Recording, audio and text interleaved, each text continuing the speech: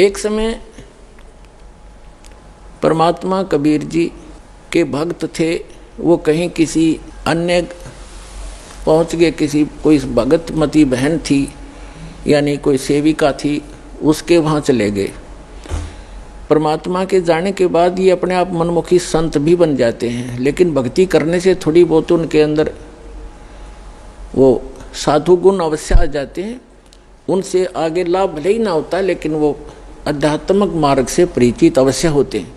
तो इस प्रकार का एक संत किसी अपनी सेविका के घर चला गया और गुरुजी आगे गुरुजी की सेवा श्रद्धालु खूब करते हैं। और उनके घर, उस बहन के घर जिसके घर वो गया था, उस संत, उसके घर उसकी बहन आई हुई थी, उस लड़की की बहन, और उसकी इकलौती पुत्री थी। वो विधवा हो गई थी 1 महीना पहले। और उस लड़की ने, संत भक्त आए हुए थे, उसने भोजन बना दिया। उसकी बहन ने कहा, बहन तू बना दे, मुझे कुछ और काम है और सेवा करती हूँ। तो उस बहन ने वो भोजन बनाया, साधु संत ने खाया। सुबह उठ के उसको सारी रात सपने आए, मेरी बेटी विधवा होगी, हे भगवान क्या होगा, मेरी बेटी विधवा होगी, इसके तो बालक भी छोटे छोटे हैं, अब इसका क्या हाल होगा है। आगे दूसरा पति, उसका भाई भी नहीं था पति का, बटेऊ का, अब इसका क्या रहा होगा, यानी इतनी चिंतित थी। तो सुबह उठ के उस संत ने कहा अपनी शिष्या से, बहन आज ये हमारा भोजन किसने बनाया था, ये कल रात का जो भोजन था ये किसने बनाया था। तो उसने बताया, जी मेरी बहन आई हुई है, उसने बनाया था। अच्छा, क्या कोई आपत्ति है उसके ऊपर, कोई दुख है उसको। कहा महाराज जी घना दुख उसको, तो नाम तो उसने ले नहीं रखा।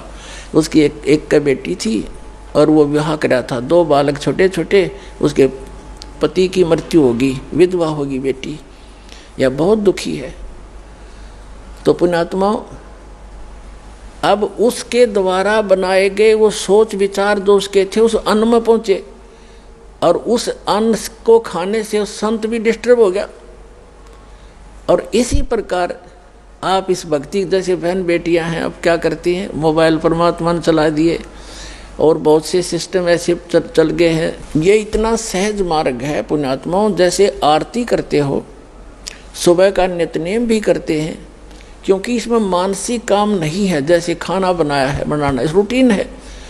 अब जैसे गाड़ी चलाते हैं, अब उसमें मानसिक काम घना नहीं होता, अभ्यास हो जाता है इनका, अपने हाथों का अपने आप ही। तो उसमें भगवान की भक्ति, जैसे आरती लगा दी, आरती भी करता रहे और काम भी करता रहे। जैसे बहन आरती करती हैं या मंत्र करते करते नाम आरती रोटी बना रहे हैं, मंत्र करने लगे, तो उनका असर उस अन्न में भी होगा और खाने वाले को भी वो अनुकूल करेगा, उसमें उसका लाभ देगा। तो इसी प्रकार ये साधना ऐसी है, इससे पूरे विश्व का कल्याण हो जाएगा।